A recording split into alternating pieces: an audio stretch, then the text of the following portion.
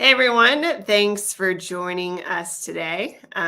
We are going to talk about demystifying asset giving for nonprofits. So, thanks to Purpose Possible for having me today. We're going to go ahead and get started. I know folks will be joining us as we go from all sorts of different places. If you are here, go ahead and drop a comment in and tell me where you are watching from. But excited to spend time with you guys this morning and answering lots of questions and working through different asset giving and how to make that easier for us as an organization. All right. So there we go. Thank you. All right. Demystifying asset giving for nonprofits. To start out, my name's Karen Houghton. I'm the founder and CEO of Infinite Giving. Infinite Giving is a registered investment advisor that works exclusively with nonprofits. So our vision is to build more sustainable organizations, and we do that through cash management, endowment creation, and asset giving, and really streamlining that and making it easy for organizations like all of you all to grow your giving. So let's start out with the idea that 90% of wealth in the US is actually held in assets other than cash, right? So when we think about stocks and bonds and real estate and all of this, sometimes we think about, hey, it's just whatever's in their bank account. And that's true for a lot of us. But for a large portion, especially when you get into high capacity giving, that wealth starts to be held in assets. It's not in cash. So here's the problem when you think about that. 90% of assets, 90% of wealth is held in assets, yet most nonprofits are only asking for cash. There's a lot of reasons for that, right? Cash is easy to process and track. It's what we know, and it works. Everybody who is trying to raise money should always be asking for cash. Cash is king in a lot of those ways. Here's the interesting thing is when you think about the buckets of money, right? You have this big bucket, which we just talked about, is assets. That's 90% of wealth being held in assets. 10% of that is in the little bucket, which is in cash. If we're only asking for cash, we are only asking for money from the smallest bucket.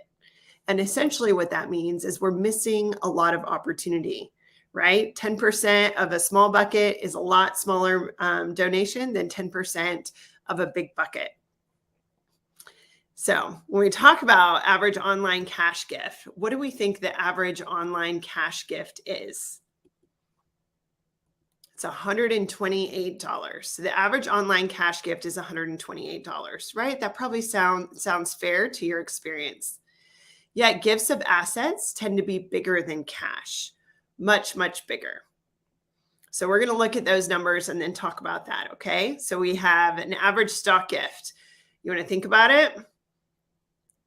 Yes, the average stock gift is $8,000. The average crypto gift, $10,000. The average donor advised fund grant. You're probably seeing where this goes. $12,000. And of course, the average endowment gift is $25,000 or more.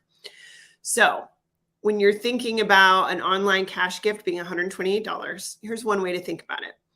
You can fundraise from 62 donors, build a relationship with those donors, 62 of them who will give you an average cash gift of $128. Or you can foster a relationship with one high capacity donor who will give you a stock gift that averages $8,000. 62 relationships, one relationship. Same amount of money. The right answer is you foster relationships with all of those donors, right? You don't want to pick, but I do use that example because it also tells you that if you're missing out on high capacity giving and you're not asking for those asset gifts, you're missing out on a big opportunity there, right? One potential high wealth donor could give that stock gift of $8,000 versus 62 cash donors. So this is a lot of why you're hearing more and more in the industry about, hey, we need to look at stocks and cryptocurrency and donor advised fund grants and how we do this. So this is what we're going to be talking a lot about today, but I wanted to put these numbers in front of you because it is meaningful giving. So One of the things I want you to ask yourself as you go through this is giving cash best for my high capacity donor? And is it best for you or for us, right? And in looking at that, again, this is going to be a smaller number of your donors with assets, right? But it's a very important part. There is, I think I've read a stat that said 80% of donors who make $100,000 or more a year own assets and stocks and are in the market with securities. So this is something for you to think about. What does your high capacity donor, what's most helpful for them? So today we're going to talk about not just asking for cash, but going through asset giving. The good news is it can be really easy.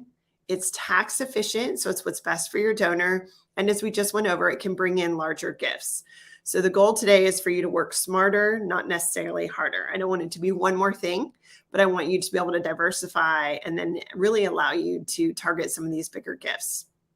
So we're going to dive right in. Let's talk about assets. So these are additional fundraising opportunities that are massively untapped by small to mid-sized nonprofits. When you look at larger, more established organizations, right, all those big national known names, they are all doing this already. So the question is why are the small to mid-sized nonprofits also not doing it? The large ones do it because it works. So we're going to help you understand and give you all the tools you need to do it as well. And of course, as I go through each of these, we're actually going to stop and have a little pause for questions. So if you have any questions, you can go ahead and write them in the comments, and we'll have a moment each time we get through an asset where we'll be able to go through some of those questions if you have any. All right, we'll start out with the most exciting one, which is cryptocurrency. So what is it? At a high level, cryptocurrency is a decentralized digital money designed to be used over the internet. It's essentially a digital asset. People have a lot of strong feelings about cryptocurrency. You don't have to like it. You don't have to believe in it. You don't have to hold it. But you should, as an organization, be able to receive it. Because again, it's more about the donor and how the donor would like to give and what's best for them. And this charitable survey is also really influential. When you look at Fidelity did a survey that found that crypto investors are more likely to make charitable contributions than the regular population. So they're a charitable community of people. And it's pretty significant when you look at, here we go. We'll even just go ahead and skip to here. Is it an outlier? The answer is yes and no, right? 21 million people in the US actually own cryptocurrency, and $330 million was given to philanthropy in the US through crypto last year. So is it going to be the magic bullet that saves your organization? Probably not. Yet at the same time, there's likely somebody in your community who holds cryptocurrency and who would like to give it to you if you make it easy and possible for them. So this is a question we get a lot. Is it legal? The answer is yes, right? We're a registered investment advisor. We have the SEC, we've got FINRA, we've got all sorts of compliance, and we help our clients receive crypto. So the good news is it is legal. The IRS treats crypto as an asset. So it's similar for stocks, right? So it actually becomes very tax efficient for a donor to gift cryptocurrency to you. It's also a very philanthropic community, so it becomes a win for them and for you. So when we talk about tax efficiency, it means that they're not paying capital gains taxes. And so, hey, if they bought it at a lower amount and then it's grown, you can also claim losses. So if they bought high and now it's low, none of that impacts you. So what you're going to be able to do is just receive it, liquidate it into US dollars, and then use it for good. So that's what I just said here. It's like, well, what do you do with crypto? How do we know? You don't hold it, don't buy it, but you receive it, you liquidate it into cash, and then you use for good. And again, the IRS treats this just like stock gifts. So while the details of those are constantly evolving as we kind of have compliance and regulation around crypto, as a nonprofit, you are able to receive it and it's beneficial. And again, $330 million last year given to philanthropy through crypto. So it's out there. And when you see this, 90% of nonprofits can't receive cryptocurrency. We'll get into stocks in a minute as well. 90% of nonprofits also don't have a brokerage account, which means they can't receive stocks. So when you look at a lot of these larger organizations and you're like, well, where's that $330 million going in crypto? It's going to the larger organizations because they have set up the ability to receive crypto and made that easy for your donors. So how do you do it? You find a partner. There's several players in here. Yes, Infinite Giving can do it. The Giving Block can do it. There's several organizations out there who are able to help you receive cryptocurrency. So find a partner. That partner should open a wallet for you. This screenshot is an example of how we would open a wallet for you and what that QR code looks like. You share your giving link. Again, that donor would open up their wallet, scan that QR code. It may make no sense to you, but if they're a crypto holder, it's really easy for them. Anything we receive on behalf of our clients, we liquidate into US dollars immediately. We deposit as cash into the banking account that the nonprofit owns, and then we send the donation receipt as well, which again, we do similar to a stock donation. So really straightforward in that. But I'm going to pause a second on crypto because again, we have just a little bit of time today and we're going to go through several different assets. So we do have a question. Hey, Laura, are there significant fees associated with setting up a wallet? It depends on the partner that you use, but there should not be necessarily fees associated with it. Usually you're looking at transaction fees and or just kind of the process of, are they helping you put it on your website? What kind of platform is it? So as far as the wallet itself, opening a wallet should be free. You're usually finding a partner who can help you do that. Will streamline that. They're helping you put a widget on your website. Sometimes there's like a monthly cost for that, but there shouldn't be a setup fee. And then the real question to look into when finding a partner is, what are those transaction fees? And also giving autonomy. So there are some partners out there as well who are like, hey, you don't even have to have a crypto wallet. You can actually have them donate it to this other organization. And then this other organization will actually liquidate it for you and send you a check in the mail. So there's lots of different ways to do that. I don't love that way, although it is sometimes streamlined for organizations who are like, I don't even want to do a wallet. I don't want to touch it. What that does mean is that donor is essentially giving to another organization, not yourself. And then we're relying on that other organization to then liquidate it and then eventually get you in a check. And sometimes what happens with crypto, especially because there's different ways of tracking those gifts, you don't always have a name associated with that, or there's some confusion on who it comes from or where it's supposed to go if they don't have the proper information.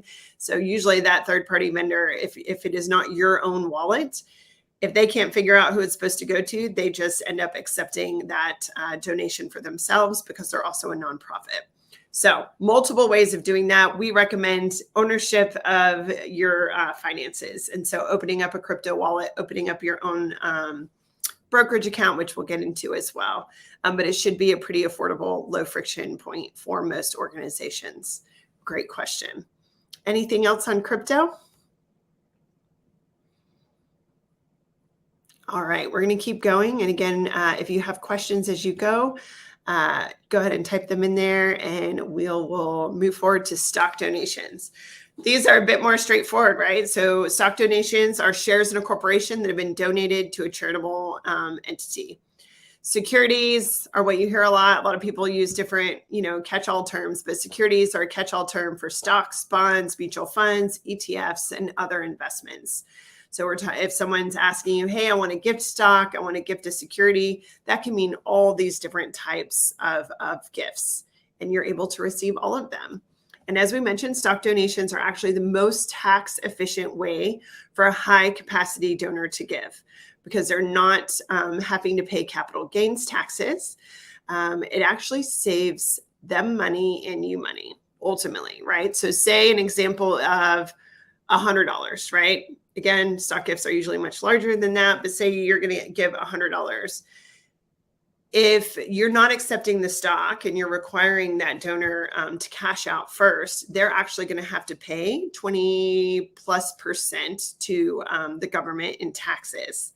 If you're able to receive that stock, not only is the donor not having to pay that 20% to the government, you're getting that full $100 instead of the $80. And then that donor is also giving that full write-off of a $100 gift. So as you can imagine, as those gifts get larger, it gets even more impactful. And this is what I get a lot. Can't I just ask them to give it in cash? And of course you can. Right? It's your organization. But again, I want you to ask yourself what is best for our organization and what is best for our high capacity donor, right? By having a brokerage account, you're reducing friction for your donor, which we all know what we want to do that, and making it easier for them. And you're ultimately getting a larger gift. Because if you're saying, hey, I want it in cash only, we don't have a brokerage account, we don't have the ability to do that, then you're asking the donor to then go and process that stock gift. They're going to have to sell that. They're going to have to pay taxes. They're going to have to then wait for it all to liquidate. They're going to have to get it into their bank account. And then they're going to have to write you a check. And then they're going to mail that check. And then you're going to get it and cash that. And you're going to end up getting a smaller gift. And you've put the donor through a lot of work in a way that is not the most efficient and beneficial for them. So that's where we want to make sure we are meeting our donors where they are. Whereas if you simply have a brokerage account, you're able to receive that stock gift and liquidate it and be able to use that for good. So this study, there was a big study done by Dr. Russell James that showed that asking for stock gifts in addition to cash can increase contributions by 55%. That's a big data point that's really meaningful. And it's something that I think folks should really think through, because sometimes it's the chicken and the egg problem, right? If we talk to large organizations, they're like, yes, we receive hundreds of stock gifts a year. If you talk to smaller organizations, then they're saying, I've never had anyone give me a stock gift or ask me about a stock gift, so I'm not going to do it. Okay, well, perhaps you're not getting stock gifts because you're not asking for them, and they tend to be larger. And by tending to be larger gifts, that donor is also going to be looking at your organization and saying, are you the type of organization who can receive and handle large cash gifts? And if you can't, then they're probably going to send those larger gifts elsewhere. So this is about perception. This is about making it easier for your donor, educating your donor, and making sure that you're set up in a way where you're able to receive higher capacity gifts. And looking at that study, imagine doubling your budget in 5 years. Right? So it was an increase of 55% over a 5-year period. So imagine doubling your budget in 5 years simply by making the donation of assets a greater priority and making it easy. So how do you receive them? Brokerage accounts give you the ability to receive stocks, yet 90% of nonprofits don't even have one. The reason is that it can be kind of difficult to open a brokerage account, right? But you can find a partner. You open a brokerage account, you're making it as easy as possible for a donor to give you a stock gift. And then, of course, you convert it into cash, or you can reinvest those stocks if you like. Here on the right-hand side, I'm just showing you a stock giving widget. This is one of the ones that Infinite Giving provides. But it's the idea of even streamlining the traditional stock gift, right? So even at opening a brokerage account, if you would like us to help you open one, it takes 20 minutes of your time. We make it really easy and streamlined for a nonprofit to open a brokerage account with us. You can find other partners who can do that for you as well. Excuse me. But then you're also looking at, even larger organizations. It's been a very traditional process. And now a lot of the partners that you can find, I'm biased, Infinite Giving does this as well, but trying to streamline that to make it a lot easier. So generally, even large organizations that are coming to us, they're saying, well, yeah, it's usually download a PDF and then, come here and let the organization know that they're giving. And ultimately, the reason that happens is because when a traditional stock transfer comes through, it does not have a name attached to that gift. So that's why a lot of larger organizations are like, hey, still contact so-and-so at this organization to let us know you're doing a stock gift.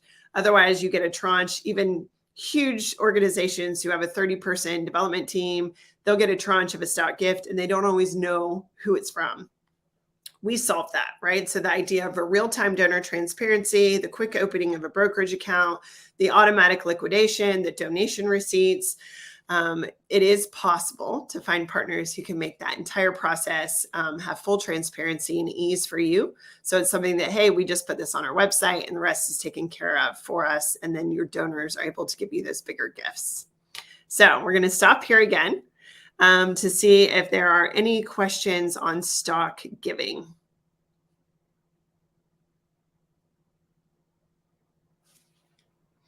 I know, especially those smaller orgs, we talked about the chicken and the egg problem. I've had a couple of people be like, well, if we say we do stocks, are we like guaranteed we're going to receive a stock gift or an asset gift? And the answer is no, right? So just as any relationship building, you have that responsibility to then build those relationships, educate your donors, right? It's not a one-time flash in the pan. And again, remember Dr. Russell James' study, it said over a 5-year period of time. So it's that repetition and it's that building. But ultimately, if you put in the time and the prioritization of asking and educating your donors for these gifts, that 55% increase can be quite meaningful. Okay. All right. So we're going to keep going and we're going to go into endowments. Now, at a high level, endowments is money set aside or invested to create a reliable stream of annual income for a charitable purpose. Usually when we think about endowments, we think about higher ed, right? I think Harvard's is at $53 billion endowment. And yes, that's billion with a B. And so when you look at higher ed, hospitals, they have these massive endowments. It tells us one really important thing.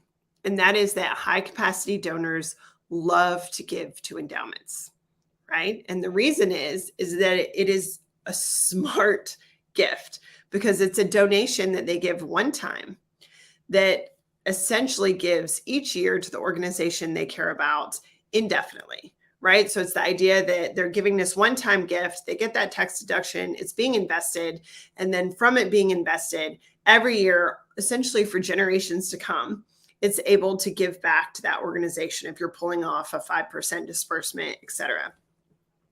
Smaller organizations are sometimes like, well, I don't know where I'm going to be in forever. We're not Harvard. What if we don't know where we're going to be in 100 years, right? And so the good news is that the conversations around endowments has shifted. What endowments are these days are not what they were 30 years ago. So what they do across the board is that they build sustainability and legacy in fundraising. Because as we already established, high capacity donors want to give to endowments. So if we're thinking about a cornerstone of sustainability as a nonprofit, it's money that's coming in each year that you're not fundraising for. Wouldn't that be amazing? So it's like, hey, we're going to do a campaign. We talk to organizations all the time who are like, hey, we only have $1 million endowment. You'd say $1 million, but at the same time, how many scholarships will that provide over the next, decades to come?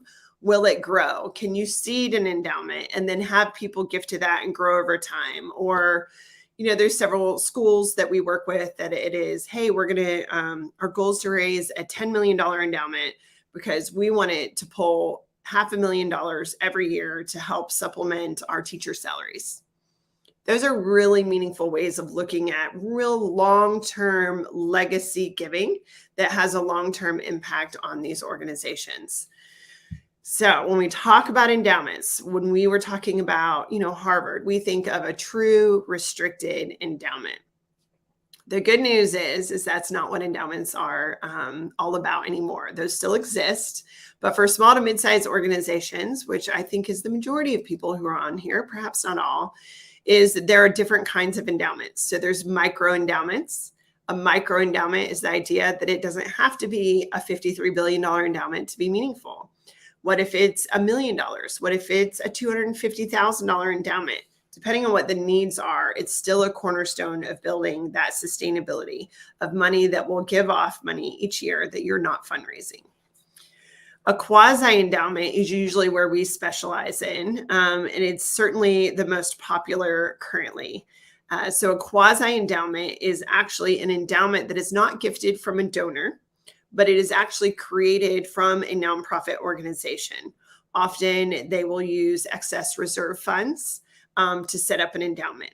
And also, if you are considering an endowment, but you do not have a healthy reserve fund, I would say hold off Make sure that you build up a healthy reserve fund. In today's in today's climate, kind of the industry standard is 6 to 12 months of operational expenses should be a healthy reserve fund. Okay, but once you have some reserves, then endowments are kind of this next step to sustainability. It's not for everybody, but it can perhaps be more for you than you realize. So quasi endowment is created by the organization. Usually it's seeded with excess reserves. And then what it does is you say you have an endowment and you can fundraise for it. And then it opens up this whole legacy giving, planned giving, the ability to add into this endowment. And it can be XYZ's nonprofit endowment, right? It can be a legacy endowment. It can be all sorts of things that you want. The beauty with a quasi endowment is if down the road, 10 years, 100 years, 20 years, right? The organization's shutting down. The organization changes. The organization's needs shift. Yes, you have to go through a board approval process and all of that, but you do have the ability to access those funds if some drastic changes occur and that endowment is no longer what is best for the organization. And so that what makes it a quasi endowment. We'll get that's a whole long conversation in and of itself, but I want you to know that it's available. We also do unrestricted endowments, which means, yes, it's restricted and in that it's a fund of an endowment, but the actual 5% disbursement off is usually unrestricted. If your donor wants to give it restricted, usually it's just a conversation where you can say, hey, we're setting up this endowment as an unrestricted endowment, but we're taking note for your preferences and we'll do our best to allocate that as long as it's what's best for the organization, right? And then, of course, there's term endowments. And term endowments is it's like, hey, it's going to be restricted as we know we wanted to fund scholarships for the next 10 years. But after 10 years, it's actually able to go wherever the organization needs it most. So there's a lot of different ways. So ultimately, micro, quasi, unrestricted term endowments, just know that this opens up legacy giving. It's proven that high capacity donors like to give to endowments. A lot of smaller organizations will tell me, oh, yes, well, we had a donor mention it, but we told them like, no, we don't have the ability to do that.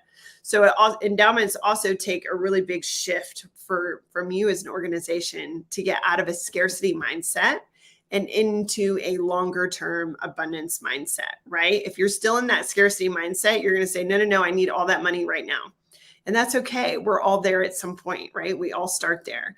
But as you shift into not just thinking about how do we keep the lights on, how are we going to survive and pay for this program in 3 to 6 months, it then becomes, hey, where are we going to be in 5 years? Where are we going to be in 10 years? And how do we help building these long-term kind of sustainability pieces to help us ensure that we're around and that we're able to keep helping the people that we want to help? So endowments are probably a lot more accessible than you think. So how to start one? Questions to ask yourself. As I mentioned, do you have healthy reserves? And are you thinking long-term?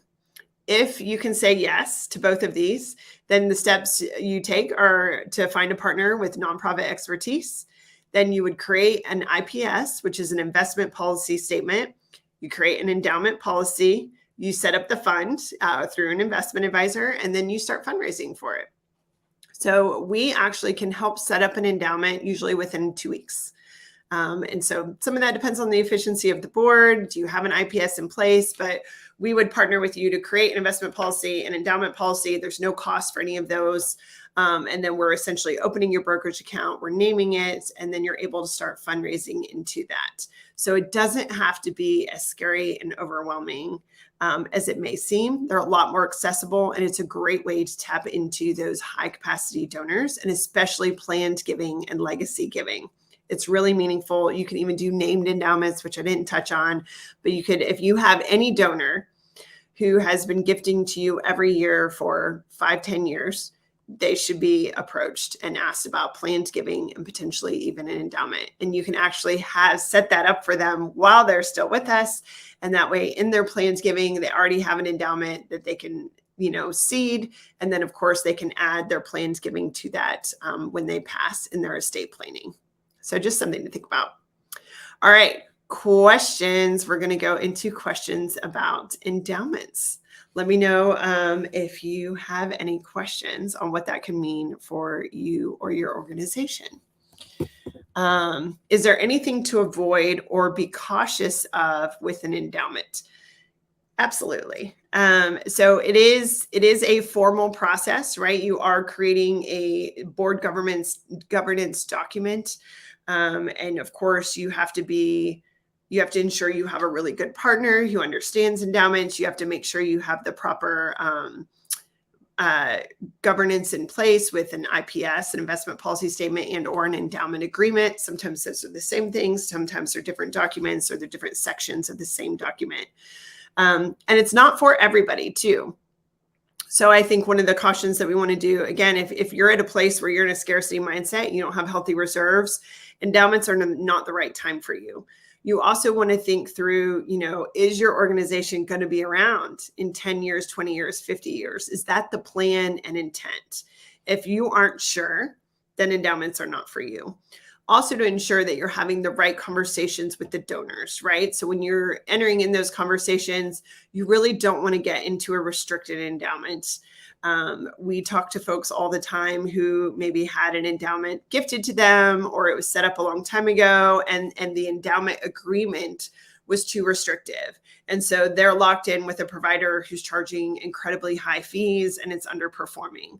Or, it's a restricted endowment that only goes towards this certain program, but the organization doesn't actually need that program anymore, right? And they're like, well, this program's kind of dead, but we have this money coming in and we have to use it for that. So they're trying to get creative.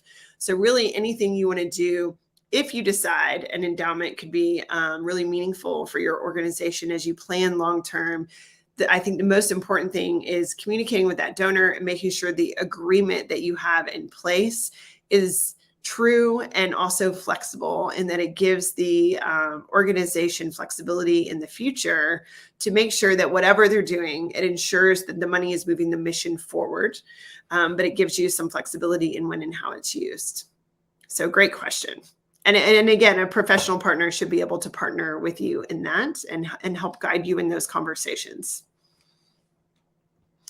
All right, great question. Thanks. All right, we're going to move on here and get into donor advised funds. So this is our last one, right? So a lot of folks are talking about DAFs, and there's a reason, right? So a donor advised fund, also called a DAF, is a giving account established at a public charity, right? So this is a donor can go and contribute to their fund. They get an immediate tax break, and then they request grants to their favorite organizations over time. This is why everyone's talking about it. So right now there are more, well, this was 2022. It's a lot more in 2023, I'm sure. And as of last year, there were 1.2 million donor advised fund accounts in the US that are holding over $140 billion. It's a lot of money, right? So the conversation about DAFs is really interesting because it's like, well, how do we get, right? For donors, it makes so much sense for donors, right? The donors, these are high capacity donors. Donors are getting an income, right? Maybe they sell a company, they're doing something, and they know they want to be charitable because it's tax beneficial and because they're good people, right? So then they're sitting there and then they're opening a donor advised fund account, and they're say they put $1 million in there. That's great, right? Here's what happens though, is which is kind of interesting, is when they put that in there, they get a tax break, right? So they get their tax break and they save on taxes. It's for charitable, and it's being held in a third party. When it said it's being held at a public charity, that's often a community foundation, that's NCF. There's over 300 donor advised funds holders in the US, and it's growing rapidly. So there's a lot of organizations coming out who will say, hey, we will hold these DAFs for you. They're charitable giving accounts. All great, except for when you get to the nonprofits, right? And here's what's happened is that these DAF accounts are not regulated at all and filled with good intentions. But again, there's $140 billion in there. So the question that nonprofits have is, how do we get to that $140 billion? because there's not a lot of urgency when those donor advised funds are sitting with these third parties, right? So the third parties, that's how they make money, is sitting on the money, right? Just like an investment advisor does, right? And so they're investing those funds. So all of those DAF accounts are invested. Those accounts are growing, right? And so what happens is they're growing. The donor already got their gift receipt, but then if you try to disperse it too quickly, there's just not a lot of intrinsic motivation for a third party who's making money off holding the accounts to make sure they disperse it quickly. The donor does not also not feel a lot of urgency because they've already gotten their tax deduction. So I think that's why we're seeing a lot of this money just kind of sitting there and growing, which is exciting for philanthropy, but it's also, how do we get that money out of their hands and into ours, right? And so we're going to talk about that. But I think understanding the DAF process is really important too. So in donor advised funds, you have to remember that technically that donor does not own those funds anymore, right? So when it's given to a third party, right, that DAF holder, that's why you hear about grant requests. So if I'm opening a donor advised fund with a third party, say it's with NCF, wonderful organization, right? So then NCF makes that really easy. They're going to hold on to those funds. And then technically NCF is now the owner of those funds, right? I've already gotten my tax deduction, which is why I say don't send donation receipts for DAF gifts. A lot of organizations don't really understand donor advised fund grants. And then they get this check in the mail and then they're sending a donation receipt. If that donor actually claims it twice on their taxes, they're going to be in big trouble, right? They already got their tax deduction. So when you talk about a grant request, that donor, I would have to say, hey, NCF, I request, will you make my grant request? I want to give it to this organization. NCF or your community foundation or Fidelity Charitable or any of these DAF holders can say no. They don't usually, right? They want to make sure it's tax exempt and that it's a good organization. But that's why it's a grant request, is they then have to grant that. That third party then reviews that request. And if they agree with that, then they will then cut a check. And I think just the fact that it's not regulated is why we're not seeing them bought down. Whereas like a traditional family foundation has to do that 5% disbursement. Donor advised funds don't have to do that. And so that's where there's a lot of growth and a lot of nonprofits saying, but how do we get into those? So how do you get to the $140 billion in DAFs? You have to ask for it. Seems really basic, but the majority of websites I see do not address donor advised funds, which means if it's not on your website, you may not be having conversations about that either. So you have to ask for it. Different ways you can do that. Make it a giving option. Put it on your website. Talk about it with your donors, and you can add a DAF widget. A widget is a word where it's, hey, it's this little thing that you put on your website and you make it really easy for them to make grant requests. There should not be transaction fees or anything taken from endowments, from DAFs, or anything like that. So a DAF grant is really just a DAF widget is a way of helping your donors make a grant request directly through your website. It's that passive ask, they see it, they're reminded. Also, when you're having fundraising discussions, you should be asking every one of your high capacity donors, sometimes even, they don't even have to be that high capacity, right? But just say, hey, do you have a donor advised fund? We would love for you to make a grant request from your DAF to our organization. Here, we can make it really easy for you, right? And so I think understanding DAFs, understanding the grant requests, that there's not urgency. So they're not actively being, how can I, give out of this? You have to make those asks and then remind them and then make it easy for them. Right? So don't miss out on that $140 billion. Make sure you are actively seeking all of these asset gifts. All right. So DAFs, this last one, and then we're going to wrap it up. Is there anything that folks would like to know about donor advised funds and what that means for a nonprofit organization?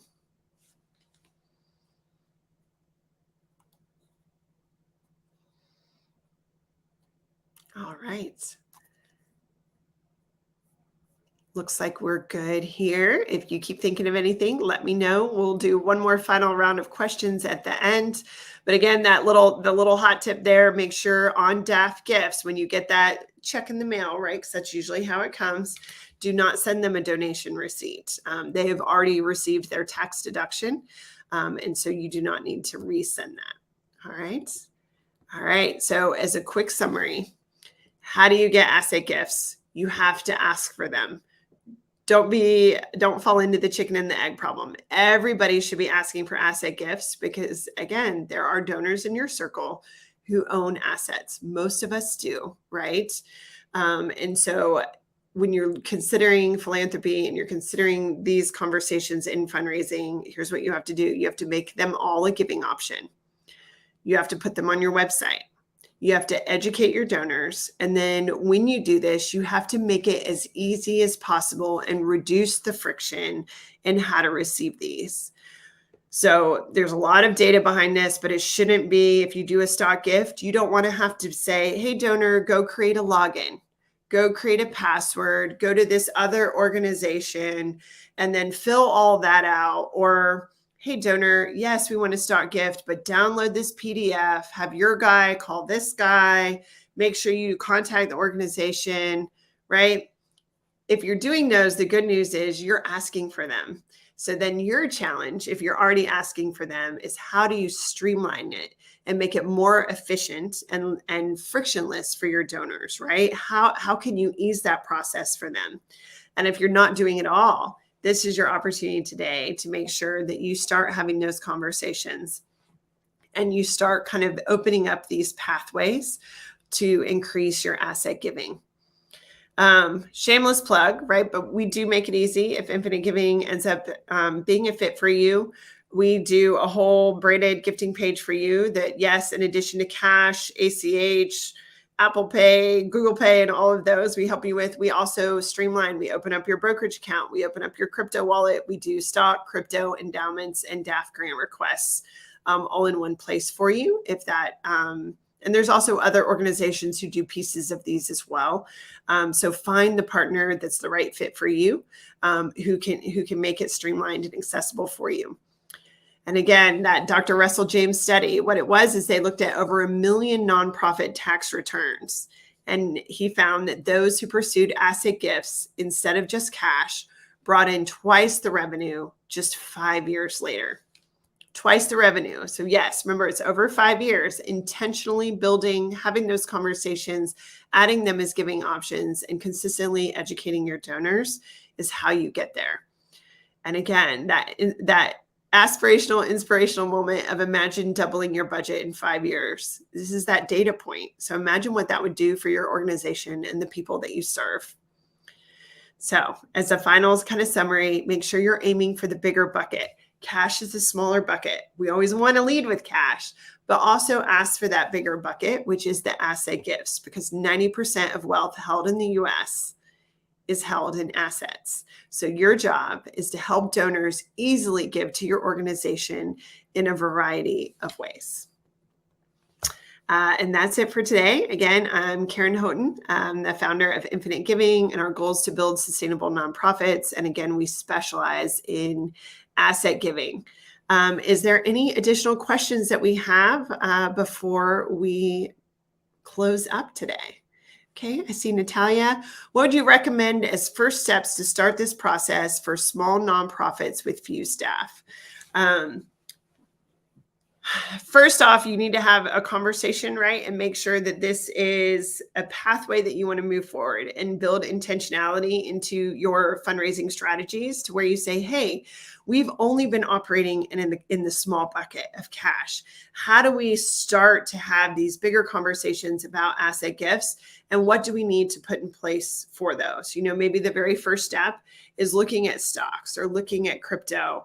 Again, Infinite Giving could be the right fit for you, where it's a gifting page all in one. There are lots of other organizations who can also help with pieces of this, with receiving stock or receiving crypto. DAF Direct is like a free DAF widget that goes on your website, right? So there's some cost for some of these. Some of them are free. You just have to figure out which is the best fit for you. But ultimately, opening a brokerage account, and finding a way to receive crypto are big pieces of that, making sure that you have the infrastructure set up to do that. And then, of course, having those conversations and educating your donors that you now have these giving opportunities open. I know it can seem overwhelming, but again, finding the right partner can really streamline that for you. You just want to make sure you're being intentional with your resources and your time. And it can be really easy and efficient for you guys if you find the right person to partner with you. All right. Any other questions?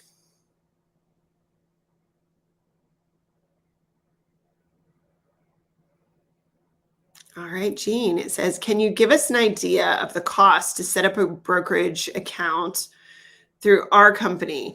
Yes, depending on your organization, it can be as low as $99 a month.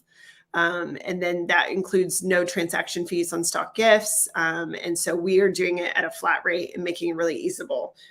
So that's not just opening a brokerage account. If you want to open a brokerage account, you could go to Fidelity and do it absolutely for free. And so you always have different options and ways of doing that. If you are doing it yourself and you're opening up a brokerage account, it can be a little cumbersome. There's a lot of paperwork that's needed to do that, but there's no cost. But then you're also responsible for making sure that you're receiving it, that you're providing all the D2C information, which is how you send stock gifts, that you're liquidating it. So whether you have somebody on your board who can oversee that, or you're just not sure, that's where having a partner like Donate Stock is a great company in the ecosystem as well, who can help you do that. They just require the user login and password, and then they take a transaction fee versus a monthly fee. So you have to figure out kind of what's the best process for you and for your donor. But you can do it, DIY it, and it's totally free. You can do something like Infinite Giving, which is like that all-in-one that kind of does your brokerage account and your crypto wallet and all of those in one. Or you can find individual players like the Giving Block and things like that. They're going to also have monthly fees and transaction fees as well. So when you're looking at that, you have to just look at your budget and then look and plan kind of what would be the right fit for you guys and what makes your job the easiest and more accessible for your donors. All right, great question. The goal is to make it easy for you guys and the donors, right? It's when you're a smaller organization. I've actually been an executive director of a smaller nonprofit. I serve on several boards. And so you're doing all the jobs and all the things, and it can be really overwhelming. And so a lot of these partners in the ecosystem are really out there to just try to make it more efficient and accessible for you. And I know that's why, we built Infinite Giving, was to help serve and really democratize that access for small to mid-sized organizations. All right. Any final questions before we go? All right. Well, I appreciate the time. I hope you're feeling leaving this workshop being encouraged versus overwhelmed. I know it can be a lot, but it's about opportunity, and it's about kind of building that bridge with those high capacity donors and doing it in a way where you have the tools that you need and the right partners and the knowledge to really enter into those conversations and hopefully get some of those high capacity gifts going, and doing it in a way where you're really building sustainability for your organization over the long term. So thank you so much. Thanks to Purpose Possible for having me. And I hope everyone has a good week.